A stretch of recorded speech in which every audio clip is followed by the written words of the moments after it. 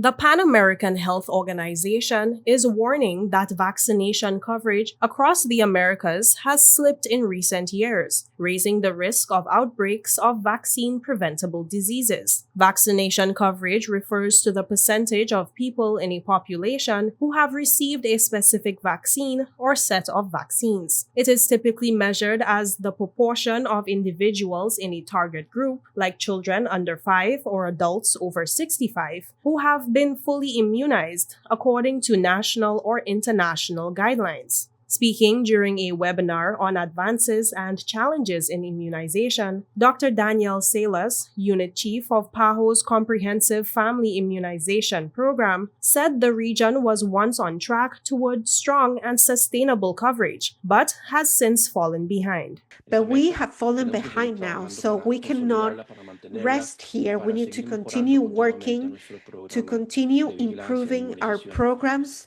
our monitoring and immunization programs. For diseases like measles, the coverage dropped for the second dosage. Dr. Salas warns that although there is support, this is simply not a good thing. In 2024, for rubella, measles, and mumps, we went from 87 and 89% coverage to a second doses that only had a coverage of 76 to 79%. And this is not good news because, as we know, there's been a lot of outbreaks of measles in different countries. And the outbreak consolidation has been quite severe.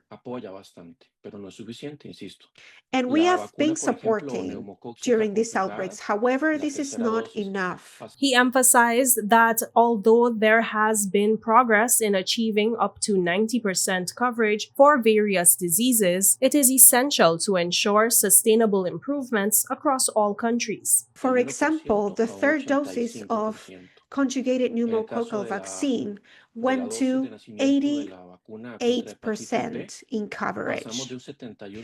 And for hepatitis B, we went from 71% to 78% coverage.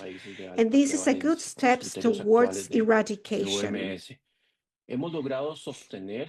We were able also to sustain coverage at 90%. However, we have not succeeded in reaching 90% as expected for HPV. We have only reached 76% of people who have received at least only one dosage.